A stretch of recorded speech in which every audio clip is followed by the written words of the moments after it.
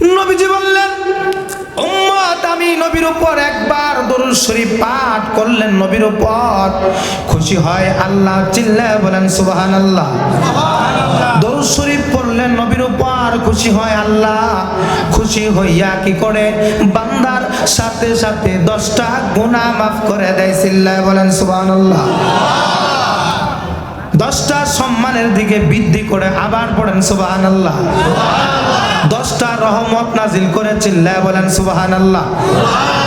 দরুদ শরীফ কতবার? মাত্র একবার। দরুদ শরীফ কতবার? একবার দরুদ শরীফ পড়লে 10টা গুনাহ মাফ হয়, 10টা রহমত নাজিল হয়, 10টা সম্মানের দিকে বৃদ্ধি হয়। বাবা একসাথে বলেন সুবহানাল্লাহ। সুবহানাল্লাহ বলাইতাছি, সুবহানাল্লাহর দাম নাই? কিরকম আছে? জান্নাতের মধ্যে একটা গাছ হবে। আমরা যে গাছ লাগাই এরকম গাছ না, আমরা কিতাবে পড়েছি বাবা, এমন বিরাট গাছ হবে, একটা তেজিমান ঘোড়া আর 18 বছরের একটা যুবক। এই যুবক এই ঘোড়া দিয়ে 500 বছর, কত বছর? 500 বছর বাবা অতিক্রম করবে, তবুও এই গাছের ছায়া শেষ করতে পারবে না। চিল্লায় বলেন সুবহানাল্লাহ। এই যে আবার বলছেন আরেকটা গাছ, তাহলে সুবহানাল্লাহ বলা ভালো না খারাপ? এই জন্য বন্ধুগণ আমার, আমরা যতবার সুবহানাল্লাহ বলবো, যতবার আলহামদুলিল্লাহ বলবো, যতবার আল্লাহু আকবার বলবো, ততবার আল্লাহ পাক আমাদের আমলনামায় লেখি লিখতে থাকবে। চিল্লায় বলেন সুবহানাল্লাহ। বন্ধুগণ আমার, ঘুমায়েন না, তবরকের ব্যবস্থা আছে, টেনশন নাই, তবরকও দিবে। কথা বলেন ঠিক কিনা? বন্ধুগণ আমার, আমরা মুসলমান, আমরা কি মুসলমান? ঠিক কিনা? আমরা কি মুসলমানের দায়িত্ব আছে কিনা? কতটুকু পালন করে যাচ্ছি বাবা? আখিরি নবীর উম্মত, এরপরে হইলাম আমরা আখিরি নবীর উম্মত। আখিরি নবীর উম্মতের আরো দাম, কথা বলেন ঠিক কিনা? বনি ইসরাইলের নবী আর আখিরি নবীর উম্মত সমান। চিল্লায় বলেন সুবহানাল্লাহ। শুধু তাই নয়, এই আখিরি নবীর উম্মত যতক্ষণ পর্যন্ত বাবা জান্নাতে পা না রাখবে, ওই বনি ইসরাইলের নবীরা জান্নাতে যেতে পারবে না। তাহলে আখিরি নবীর উম্মতের দাম আছে কিনা? কিন্তু বাবা আখিরি নবীর উম্মত দাবি করি, কিন্তু কাজের বেলায় কাজ করি না। ঠিক কিনা? নবীকে ভালোবাসতে হবে, নবীকে মহব্বত করতে হবে, সকলেই জানি, কিন্তু আমরা নবীকে যেইভাবে মানার দরকার সেইভাবে কিন্তু আমরা নবীকে মানি না। ঠিক কিনা? নবীকে আমরা সেইভাবে মানি না বাবা। বন্ধুগণ আমার, নবীকে যারা মানছে তারাই কামিয়াব হয়ে গেছে, নবীকে যারা মানছে তারা কামিয়াব হয়েছে। শুধু কামিয়াব কেমন কামিয়াব? তারা দুনিয়াতে, এই দুনিয়াতে জান্নাতের সার্টিফিকেট পর্যন্ত পাইছে। চিল্লায় বলেন সুবহানাল্লাহ।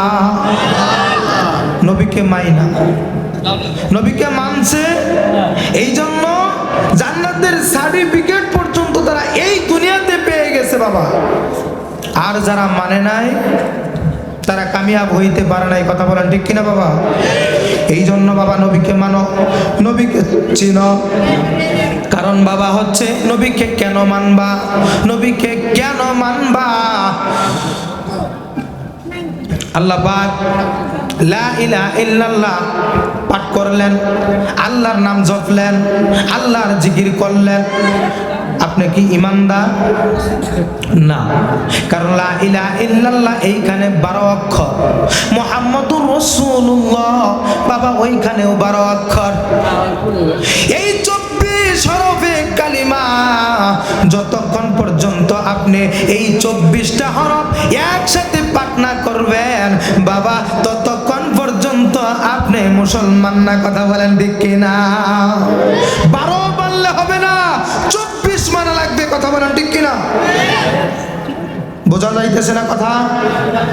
12 মানলে হবে না, লা ইলাহা ইল্লাল্লাহ শুধু মানলে হবে না, মুহাম্মাদুর রাসূলুল্লাহ বাবা মানা লাগবে। কথা বলেন ঠিক কি না? কারণ হচ্ছে বাবা, লা ইলাহা ইল্লাল্লাহ এইখানে 12, মুহাম্মাদুর রাসূলুল্লাহ এইখানে 12, এই 24 হরফে হচ্ছে কালিমা। বন্ধুগণ আমার, এই কালিমা পড়লে কি লাভ? আল্লাহ পাক তার বন্ধুকে বললেন, হাবিব আমার, বন্ধু আমার, তোমার উম্মত যদি 24 ঘন্টার মধ্যে যত গুনাহ করেছে আর একবার যদি এই কালিমাটা লাগাইয়া দেয়, এই কালিমার বরকতে তোমার উম্মতকে আমি মাফ করে দিব। সুবহানাল্লাহ। লা ইলাহা ইল্লাল্লাহ মুহাম্মাদুর রাসূলুল্লাহ 1 মিনিটও লাগে নাই। কথা বলেন ঠিক কিনা? 20-30 সেকেন্ডেই হয়ে গেছে। কথা বলেন ঠিক কিনা? তাহলে বন্ধুগণ আমার, লা ইলাহা ইল্লাল্লাহ পাঠ করলে আল্লাহ কবুল করবে না যতক্ষণ পর্যন্ত আপনি মুহাম্মাদুর রাসূলুল্লাহ না পাঠ করবে। এই জন্য বাবা, রাসূলকে মানো, রসুলকে মানো। রসুল যদি খুশি হয়, আমার আল্লাহ খুশি হয়। সুবহানাল্লাহ। রসুল খুশি হইলে কে খুশি হয়? আল্লাহ খুশি হয়। রসুল খুশি, আল্লাহ খুশি। এই জন্য রসুলকে ভালোবাসবেন। কতটুকু ভালোবাসবেন বাবা? দুনিয়ার যত কিছু আছে, টাকা পয়সা, দম দৌলত, যত কিছু আছে বাবা, এগুলির চেয়ে এবং কি বিবি বাল বাচ্চার চেয়ে এবং কি নিজের জীবনের চেয়েও যতক্ষণ পর্যন্ত বাবা আপনি রাসূলকে ভালো না বাসবেন, ততক্ষণ পর্যন্ত আপনি বাবা পূর্ণাঙ্গ ইমানদার মুমিন হইতে পারবেন না। কত বড় গুরুত্বপূর্ণ। তাহলে ইমানের মূলকে নবীজি, ইমানের মূলকে নবীজি। নবীজির প্রতি ভালোবাসা আপনার যদি 4 আনা হয়, আপনার ইমান 4 আনা। নবীর প্রতি যদি ইমান ভালোবাসা যদি 8 আনা হয়, আপনার ইমান 8 আনা। নবীর প্রতি যদি আপনার 16 আনাই ভালোবাসা হয়, আপনার ইমান 16 আনা। চিল্লায় বলেন সুবহানাল্লাহ। বাবারে নবীকে ভালোবাসছেন। হযরতে বেলাল কেমন ভালোবাসছে? গভীর মনোযোগ দেন, গভীর মনোযোগ দেন বাবা, দিলের কান লাগায়া শুনেন। আমার মায়ের নবী যখন ইন্তেকাল করলেন, হযরতে বেলাল মসজিদের নববীর মুয়াজ্জিন, মাঝে মধ্যে উন্মাদ হয়ে যায়, পাগলের মতন হয়ে যায়, মদিনার অলিতে গলিতে ঘুরে আর হাউমাউ করে কান্দে। আহারে নবী নাই রে, নবী নাই। আমি কাকে দেখে আজান দিব? আমার নবী তো নাই। যেই জীবনের রাসূল না, এই জীবন দিয়ে আমি কি করব? আমি মদিনায় আর থাকবো না, আমার মদিনা আর ভালো লাগে না। অবশেষে ছোট্ট একটা পুটলা লইয়া, ছোট্ট একটা পুটলা লইয়া হযরতে আবু বকর সিদ্দিক রাদিয়াল্লাহু তাআলা আনহুর কাছে গেলেন। আর গিয়ে বললেন, ও আবু বকর,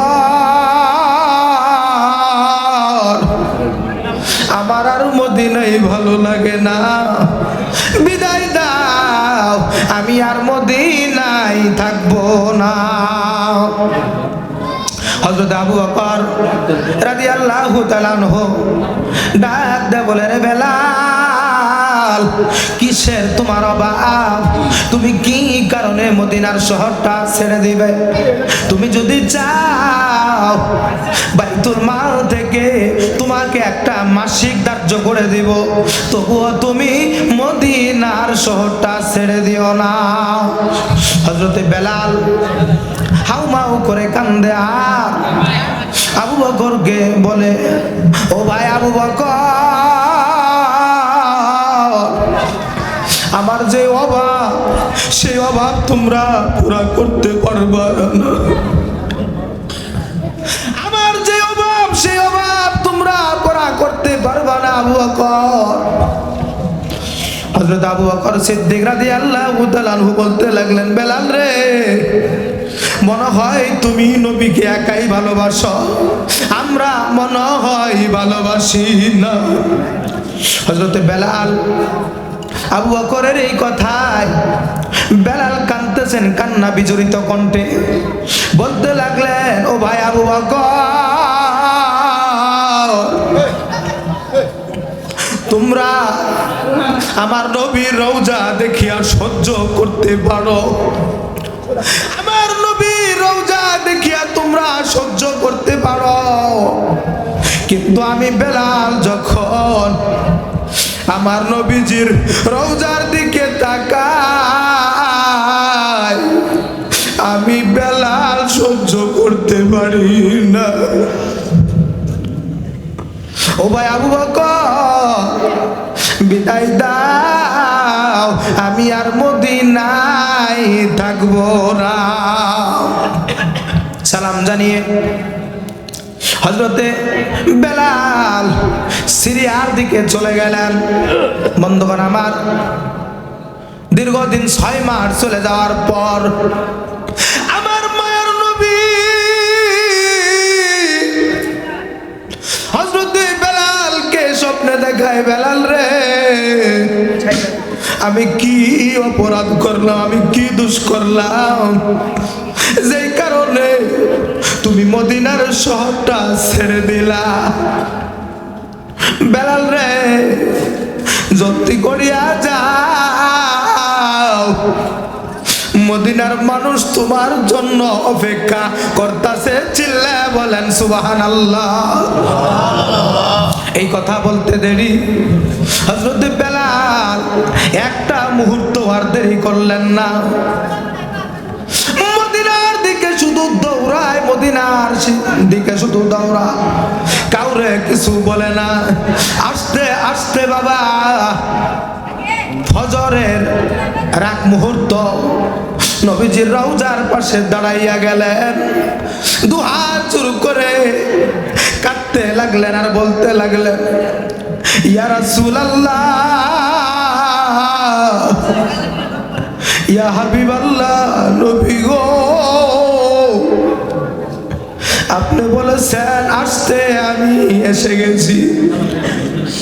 ইয়া রাসূলুল্লাহ, এবার আপনি আমাকে দেখা দেন। চিল্লা বলেন সুবহানাল্লাহ।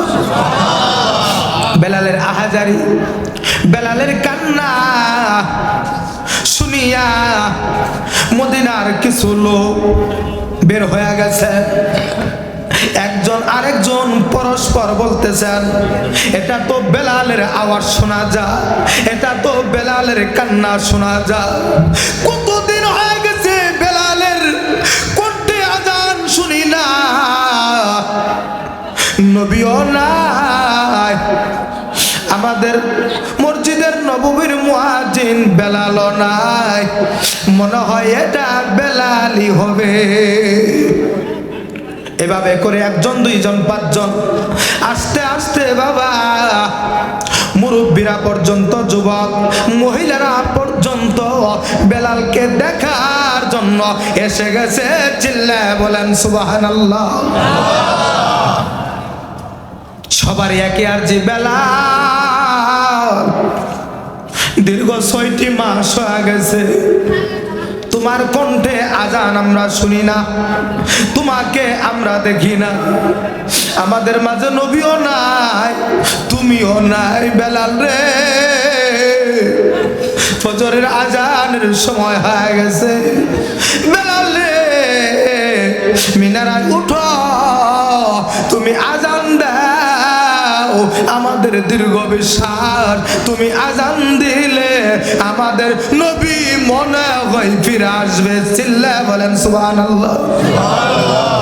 বেলাল শুধু ডুগরিয়ে ডুগরিয়ে কান্দে, কাউরে কিছু বলে না।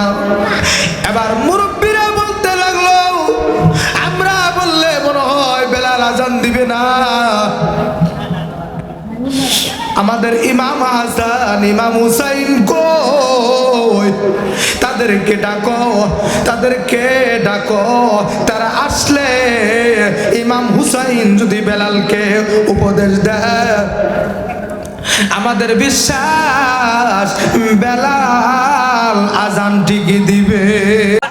ইমাম হাসান ইমাম হুসাইনকে ডাকা হলো। ইমাম হাসান ইমাম হুসাইন দৌড়ে আসলেন, এসে বেলালের কাছে, বেলালের কাছাকাছি গিয়ে ডাক দিয়ে বলে, ও নানার মুয়াজ্জিন, দীর্ঘদিন হয়ে গেছে, ও নানার মুয়াজ্জিন তুমিও নাই, আমাদের নানু ভাইও নাই। আমরা নানু ভাইয়ের চেহারা দেখলে আমরা শান্তি পাইতাম। শুধু তাই নয়, সম্মানিত হাজির, হযরত আবু হুরায়রা রাদিয়াল্লাহু তাআলা আনহু, যার বাবারে অসংখ্য হাদিস বর্ণনাকারী, হাদিস খুললে আবু হুরায়রার নাম আসে, আবু হুরায়রা থেকে বর্ণিত। সে আবু হুরায়রাও বলছে, আমাদের যখন ক্ষুধা লাগতো, আমরা দয়াল নবীর চেহারার মুবারক দেখতাম, চেহারা দেখা মাত্র আমাদের ক্ষুধা নিবারণ হয়ে যাইতো। ইমাম হাসান ইমাম হুসাইন হযরত বেলালকে ডাক দে বলে, ও নানার মুয়াজ্জিন, আমাদের নানাও নাই, তুমিও নাই, আজকে দীর্ঘদিন হয়ে গেছে, নানু ভাইকে আমরা দেখি না, তবে আমাদের বিশ্বাস তুমি আজান দিলে মনে হয় আমাদের নানু ভাই আসবে। সুবহানাল্লাহ। হযরত বেলাল ইমাম হুসাইনের বুকে মাথাটা টেকায়া ডুকরিয়া ডুকরিয়া কান্দে। ইমাম হুসাইন যখন আজান দেওয়ার উপদেশ দিলেন, হযরত বেলাল একটা মুহূর্ত আর বাবা দেরি করলেন না, না দেরি করিয়া মিনারায় উঠিয়া আজান যখন শুরু করলেন, বাবারে যখন আশহাদু আন্না মুহাম্মাদুর রাসূলুল্লাহ পাঠ করলেন, হযরত বেলাল আমার নবীর নামটা যখন মুখে আনলেন, এই বাক্যটা যখন পাঠ করলেন, পাঠ করতে করতে কাঁপতে কাঁপতে মিনারায় থেকে মাটিতে পড়ে পড়ে গিয়ে মাটিতে গড়াগড়ি খাইতে লাগে। এমন তো অবস্থায় আল্লাহ পাক আজরাইলকে পাঠাইয়া দেয়। আজরাইল এমন তো অবস্থায় আমার নবীর নাম মুখে উচ্চারণ হইতেছে, আজরাইল এসে হযরতে বেলালের রূহটা কবজ করে নিয়ে যাও। নবীর প্রেমিকেরা দিশেহারা মরণের ভয় করে না, প্রেম তো মরে না, প্রেমিক মরে, প্রেম তো মরে না, প্রেম কইরাছে আইয়ুব নবী, যার প্রেমে রহিমা বিবি গো,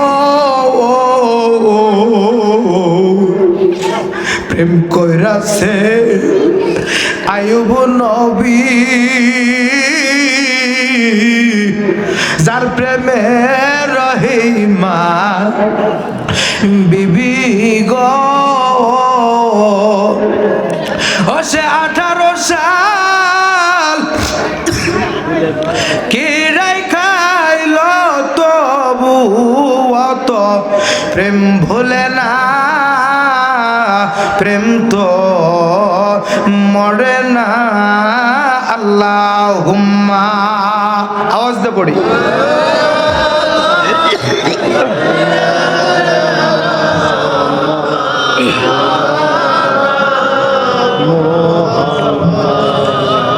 ওয়ালা আলী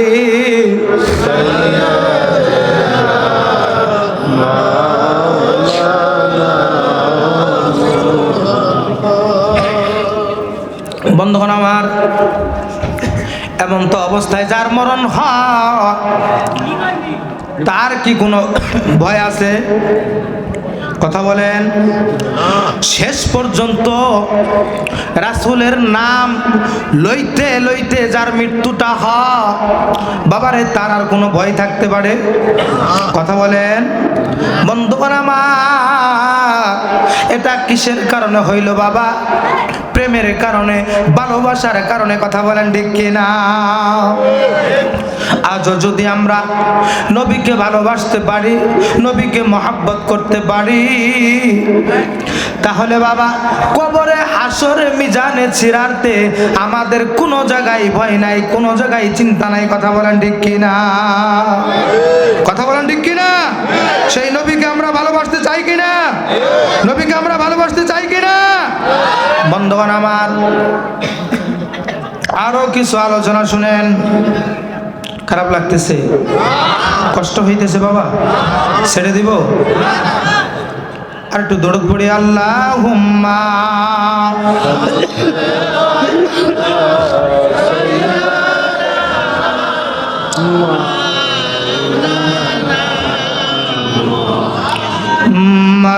ওয়ালা আলী মাওলানা। বন্ধুগণ আমার, বহু ঘটনা আছে রাসূলকে ভালোবাসার কারণে সমস্ত কিছু ত্যাগ করতে হয়েছে। একটাই অপরাধ, আল্লাহকে ভালোবাসে, আল্লাহ রাসূলকে ভালোবাসে। এই জন্য বাবা বাড়ি ঘর, টাকা পয়সা, জমি জমা সকল কিছুই ত্যাগ করতে হয়েছে। এরকম ত্যাগ করা ব্যক্তির ঈমানটা কেমন হবে? কথা বলেন ঠিক কিনা? বন্ধুগণ আমার, তার মধ্যে হযরতে আবু বকর নবীর পরে যিনি খলিফা হয়েছিলেন, নবীর পরে খলিফা হয়েছিলেন কে? হযরতে আবু বকর সিদ্দিক রাদিয়াল্লাহু তাআলা আনহু। তার দাম আছে কিনা? যিনি হিজরতের সাথী। কথা বলেন ঠিক কিনা? 20 বছরের বন্ধু দয়াল নবীজি এবং শ্বশুর। 20 বছরের বন্ধু এবং দয়াল নবীর শ্বশুর, তিনি কে? হযরতে আবু বকর সিদ্দিক রাদিয়াল্লাহু তাআলা আনহু। তাবুকের যুদ্ধে দয়াল নবী সাল্লাল্লাহু আলাইহি সাল্লাম গভীর মনোযোগ দেন। তাবুকের যুদ্ধে দয়াল নবী সাল্লাল্লাহু আলাইহি সাল্লাম সাহাবীদেরকে নিয়ে পরামর্শ চলতেছে, পরামর্শ করতেছেন, এই যুদ্ধে তোমরা টাকা পয়সা দাও, কার কি আছে তোমরা সকলেই জমা করো। নবীজির কথাই সবাই টাকা পয়সা জমা করতে লাগলো। এরকম যার 4 ভাগ আছে, 3 ভাগ রেখে 1 ভাগ দয়াল নবীর কদমে জমা দিলেন। কেউ 2 ভাগ রেখে 2 ভাগ জমা দিলেন, কেউ 3 ভাগ জমা দিয়া দিলেন। এভাবে করে দয়াল নবীর কদমে জমা হইতেছে। সর্বশেষ আল্লাহর নবী সাল্লাল্লাহু আলাইহি সাল্লাম সবাই যখন টাকা পয়সা সোনা দানা জমা করতে লাগলেন তাবুকের যুদ্ধে, ও মা বোনেরা, এই তাবুকের যুদ্ধে আমার মা বোনেরাও নাকের ফুল কানের দুল অলংকার দিয়ে নবীজিকে সাহায্য করেছে। চিল্লা বলেন সুবহানাল্লাহ।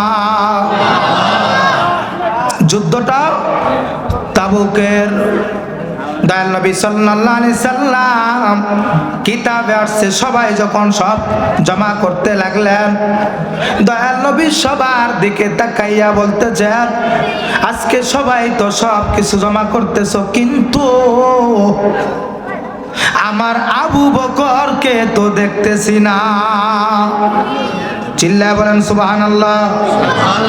যিনি বলে আমার আবু বকরকে তো দেখতেছি না, আমার আবু বকর। তখন তিনি একটা বিড়ালের আড়ালে দাঁড়িয়েছিলেন। চিল্লায় বলেন সুবহানাল্লাহ। কিতাবে আসছে চোখে পানি, হাতে ছোট্ট একটা থলি। চোখে পানি, হাতে ছোট্ট একটি থলি। দয়াল নবী যখন বললেন আমার আবু বকরকে তো দেখি না, পিডারের আড়াল থেকে আবু বকর বের হইলেন, ছোট্ট একটা থলি দয়াল নবীর কদমে ঢেলে দিলেন। সেই থলির থেকে কি বের হলো? কয়েক কেজি গম আর কয়েকটা মাত্র দিরহাম। চিল্লায় বলেন সুবহানাল্লাহ। যখন ঢেলে দিলেন, আল্লাহর নবী সাল্লাল্লাহু আলাইহি সাল্লাম আবু বকরের দান দেখিয়া সকলের উদ্দেশ্যে বলতে লাগলেন, আজকে তোমরা প্রশ্ন করতেছেন, তোমরা কে কত বেশি দান করেছ? ওমর, ওসমান, মাওলা আলী এরকম সাহাবীদেরকে প্রশ্ন করতেছেন, তুমি কতটুকু এনেছ আর বাড়িতে কতটুকু রেখেছ? সবাই জবাব দিতেছেন, হুজুর আমি 3 ভাগ রেখেছি, আমি 1 ভাগ নিয়ে আসছি। আমি 2 ভাগ রেখে আসছি আর 2 ভাগ নিয়ে আসছি।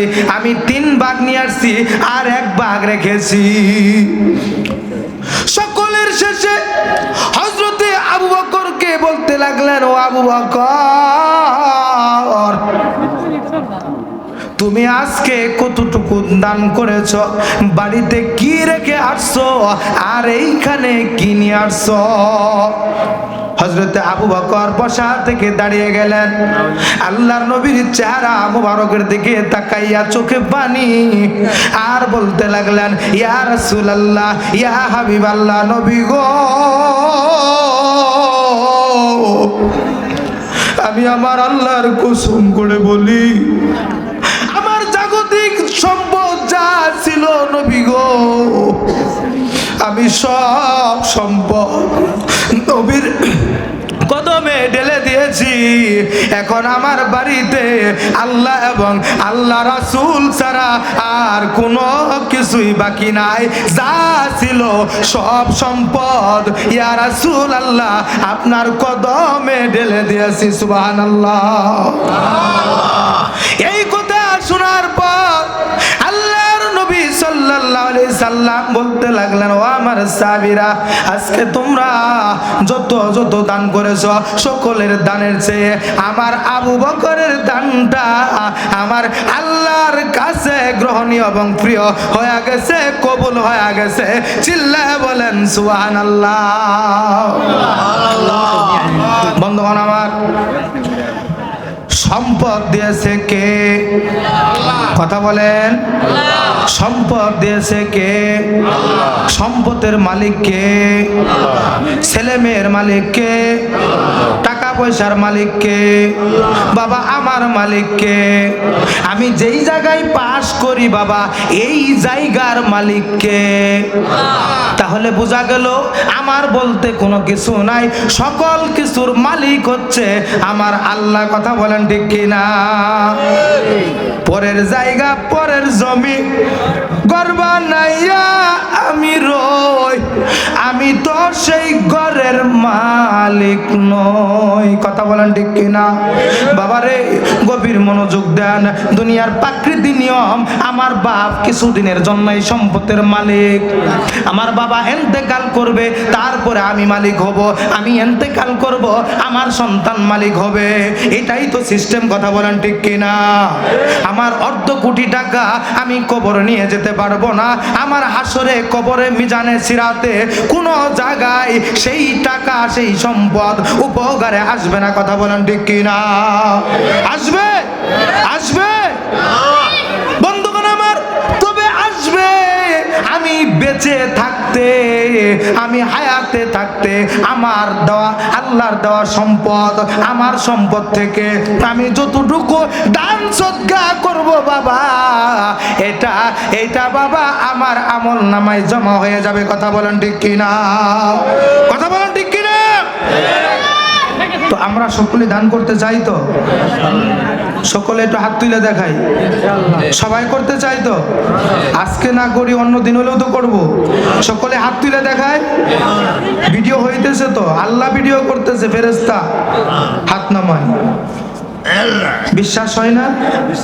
দুইজন ফেরেশতা আছে না? কিরামান কাতিবিনা ইয়ালামুনা মা তাফআলুন।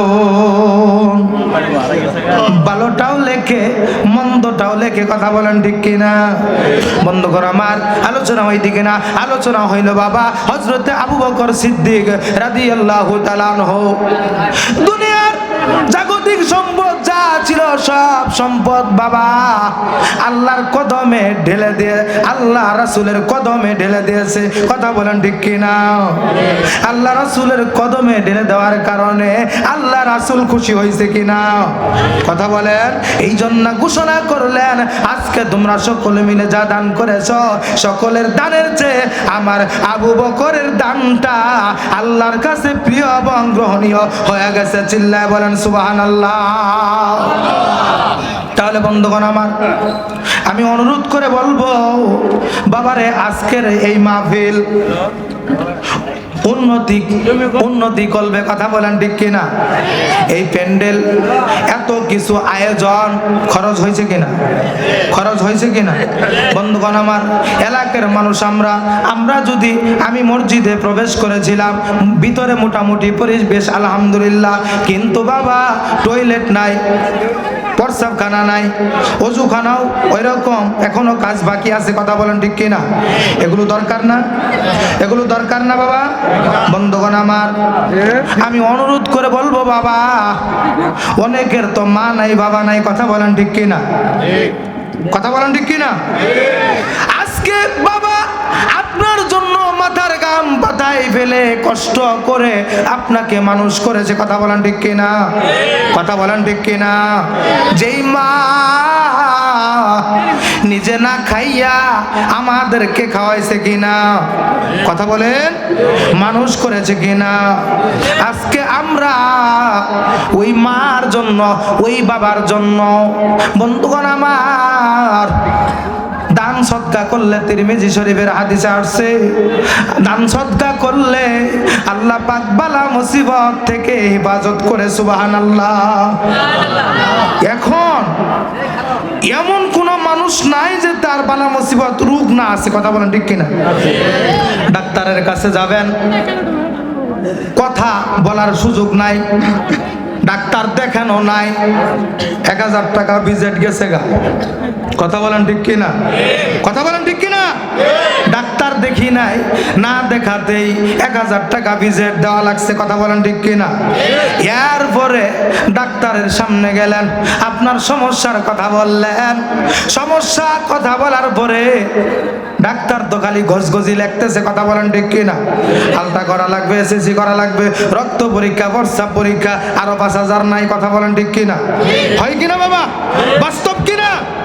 বন্ধুগণ আমার, আল্লাহর কসম করে বলি, নিয়ত করেন আমি ডাক্তারের কাছে যাব না, আমি ডাক্তারের কাছে যাব না। ডাক্তারের বাবার ক্ষমতা নাই আপনার অসুখকে ভালো করে দেওয়া। কথা বলেন ঠিক কি না? ভালো করার মালিক কে?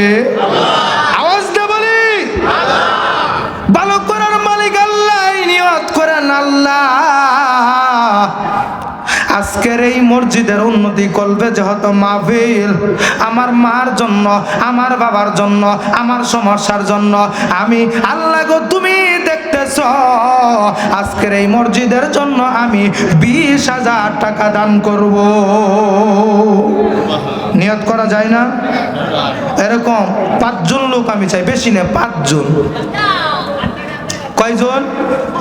মাত্র 5 জন লোক আমি চাই বাবা। আল্লাহ যেন কবুল করে। সকলে বলেন আমিন। আল্লাহ গো তোমার বান্দা দিয়েছ, আল্লাহ তোমার বান্দার ধন সম্পদ তুমি হেফাজত করো। সকলে বলি আমিন। হেফাজতের মালিক কে? হেফাজতের মালিক কে?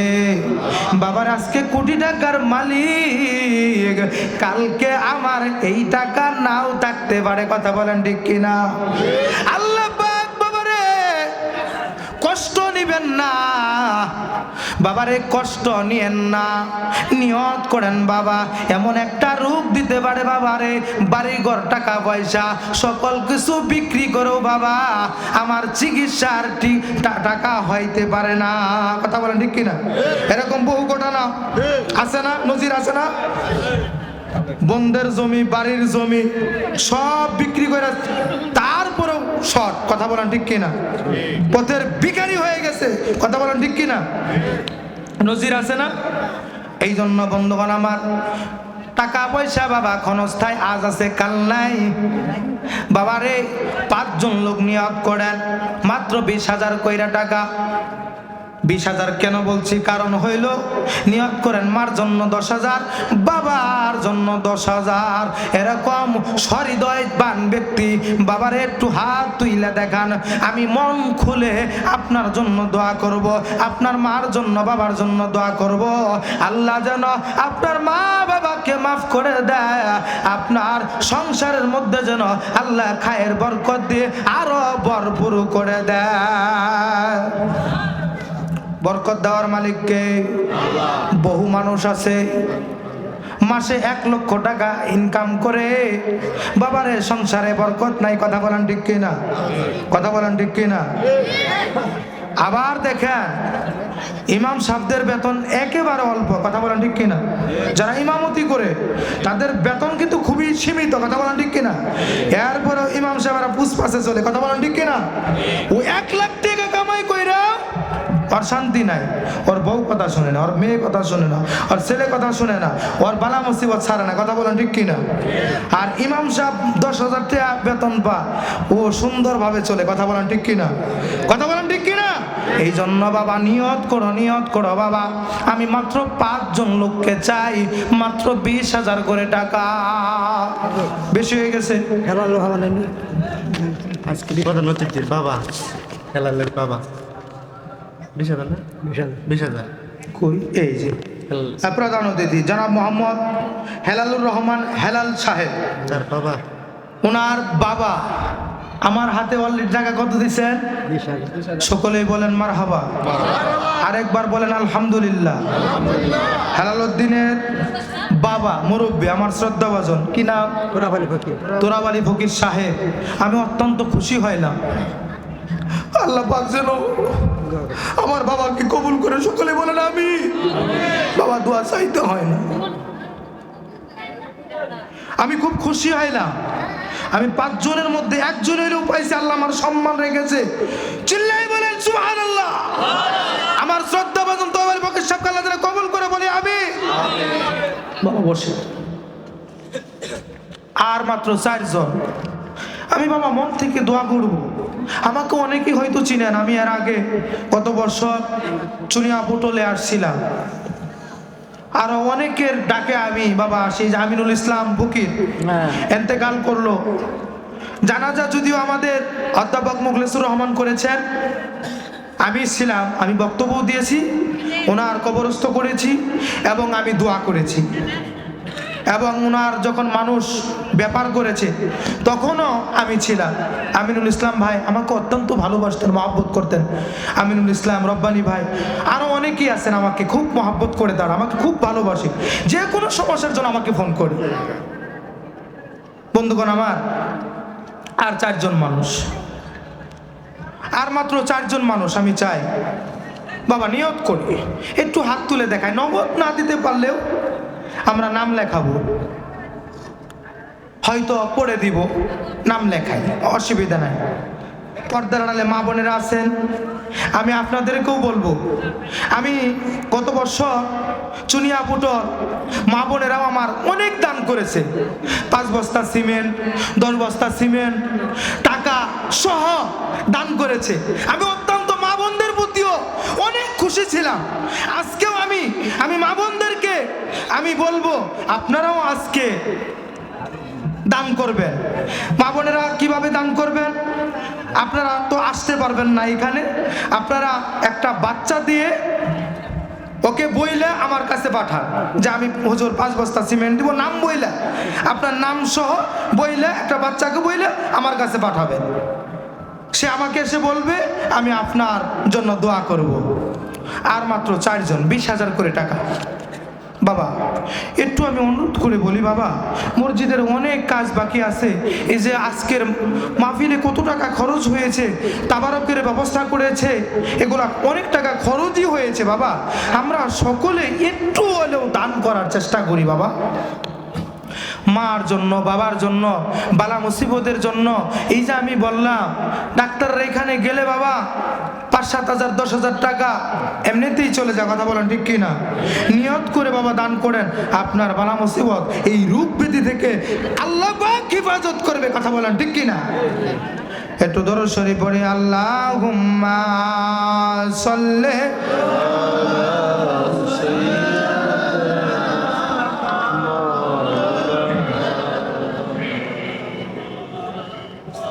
ওয়ালা আলি সাইয়্যিদিনা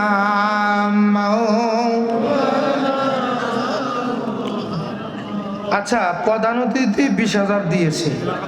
আজকের মাহফিলের সম্মানিত সভাপতি মোহাম্মদ কুমরউদ্দিন ফকির, বিশিষ্ট সমাজসেবক, চর আদ্রা, উনি কি আমাদের মাঝে উপস্থিত আছে?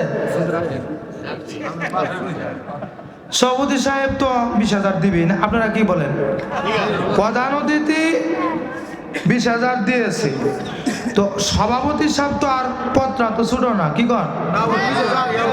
এটা 20 তো ওনার জন্য তাই কম, কথা বলেন ঠিক কিনা?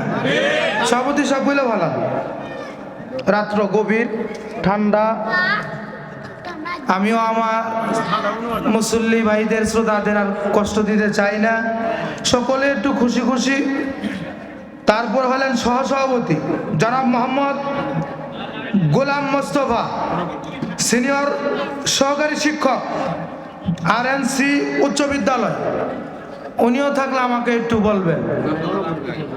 অনুপস্থিত না আছে? আচ্ছা, সভাপতি সাহেব বলে বলেন। 10,000 কম হয়ে গেল না? সভাপতি মানুষ, আপনারা কি কন? আপনাদেরকে নিয়ে তো আমার শক্তি। 10,000 কম হয়েছে কিনা? আচ্ছা, ফরিদুদ্দিন ভাই আছেন না?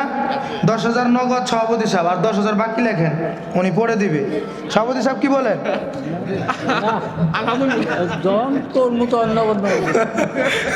আচ্ছা ইনশাল্লাহ, সকলে আমাদের জনাব মোহাম্মদ কুমরউদ্দিন ফকির সাহেব, আল্লাহ পাক উনি 10,000 টাকা দান করেছেন, সকলে বলেন মারহাবা। ওনার মা বাবা, দাদা দাদি, নানা নানি, আল্লাহ পাক যেন এই দানের খাতিরে তাদের কবরকে আল্লাহ পাক যেন জান্নাতের বাগান বানিয়ে দেয়, বলি আমি। এবং কুমরউদ্দিন ফকির সাহেব, আল্লাহ পাক ওনাকে যেন হায়াতে তৈয়বা দান করে, আবার বলেন আমিন। এরশাদ 10,000 টাকা। মা মারা গেছে, দোয়া চাইছেন, বাবা জীবিত আছে। ওনার নাম কিনো আছে? আছে আর ইনি নাই, আমন্ত্রণ। আচ্ছা, আমন্ত্রণের মধ্যেও আরো অনেক পড়ে। এরশাদ। আমার শ্রদ্ধা ভজন এরশাদ ভাই, উনি শুধু আজকে দোয়া প্রার্থী, উনি শুধু আজকে দোয়া প্রার্থী। 10,000 টাকা, চিল্লায় বলেন মারহাবা। আমার ভাইকে আল্লাহ যেন কবুল করে, বলেন আমি। ওনার আব্বা আম্মা দাদা দাদি নানা নানি আত্মীয় স্বজন পূর্বপুরুষ আল্লাহ যেন এই দানের খাতিরে সকলকেই মাফ করে দেয়, বলে আমিন। আমার ভাইয়ের হায়াতের মধ্যে আল্লাহ যেন দীর্ঘ হায়াত দারাজ করে দেয়, সকলে বলি আমিন। হায়াতের মধ্যে আল্লাহ যেন বরকত দান করে, বলি আমিন। ব্যবসা বাণিজ্যের মধ্যে আল্লাহ যেন বরকত দান করে, বলি আমিন। তারপরে বলি, আমি তো শ্রোতাদের মধ্যে পাইতেছি না, আমার প্রতি কি রাগ আছে? একটু মেহেরবানি করে বলি। ছাড়াই দিছি তো 20,000 থেকে 10,000, কারণ সভাপতি সাহেব 10,000 দিছে, তো এখন 10,000 কইরে একটু হাত তুলি। ইতালি প্রবাসী আছে ইমান আলী আব্বা। ইমান আলী সাহেবের এই যে প্রধান মেহমানের বাবা, ওই যে আচ্ছা, প্রধান মেহমান জনাব মোহাম্মদ জাহিদুল ইসলাম, তার বাবা জাহিদুল ইসলাম, হ্যাঁ, ইমাম ইতালি প্রবাসী। আল্লাহ পাক আমার শ্রদ্ধাভাজন ওনার ছেলে, হইল ইতালি প্রবাসী। আপনার নাম? বাচ্চা মন্ডল। বাচ্চা মন্ডল নাম কিন্তু কম না, কথা বলেন ঠিক কিনা? বাচ্চা মন্ডল, কথা বলেন ঠিক কিনা? আল্লাহ জানো হাসরের ময়দানেও যেন মন্ডলী করতে পারে, আল্লাহ যেন সেই তৌফিক দান করে। বাচ্চাই করতে পারে, আল্লাহ যেন সেই তৌফিক দান করে, বলেন আমি। বাবা কত বলেন? 20,000 নিচে কইেন না, আল্লাহ 10,000 কম হয়ে যায় না। ছেলে ইতালি প্রবাসী, আপনার ছেলের জন্য আমি কাজ করে দোয়া করবো। কোন আলহামদুলিল্লাহ, প্রতি বছরই দিই। আল্লাহ আল্লাহ, 10,000 টাকা কম হয়ে গেল না? হ্যাঁ হ্যাঁ, 10,000 টাকা কম হয়ে গেল। যা হোক, আল্লাহ পাক যেন আমার শ্রদ্ধাভাজন বাচ্চা মন্ডল সাহেব, আল্লাহ যেন ওনার হায়াতের মধ্যে তৈবা দান করে, বলি আমি। হায়াতের মধ্যে আল্লাহ যেন বরকত দান করে, বলি আমি।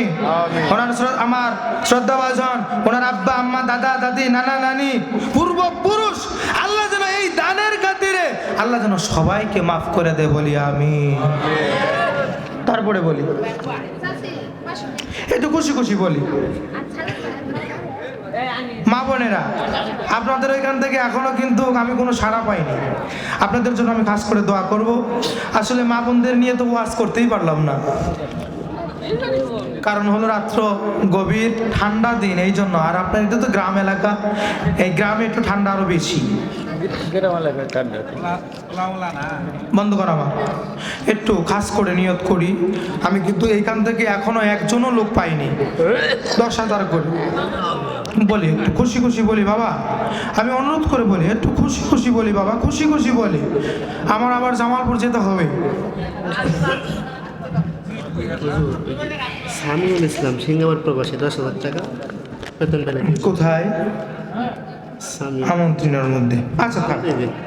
সামিউল ইসলাম, হ্যাঁ, সামিউল ইসলাম সিঙ্গাপুর প্রবাসী। সামিউল ইসলাম সিঙ্গাপুর প্রবাসী, উনি 10,000 টাকা, চিল্লায় বলেন মারহাবা। আল্লাহ পাক আমার সামিউল ভাইকে যেন কবুল করে, বলেন আমিন। আরো বেশি করে যেন আল্লাহ পাক যেন টাকা কামাইতে পারে, সেই তৌফিক যেন দান করে, বলি আমিন। আমার সামিউল ভাইয়ের আব্বা আম্মা দাদা দাদি নানা নানি শ্বশুর শাশুড়ি আল্লাহ যেন সকলকে মাফ করে দেয়, বলি আমিন। তারপরে বলি বাবা, খুশি খুশি বলি, উনি পড়ে দিবে। নামটা লিখে ফেলাই, সামিউল ভাইয়ের নামটা লিখে ফেলাই। যুবক ভাইয়েরা, তোমরাও কিন্তু দান করতে পারো।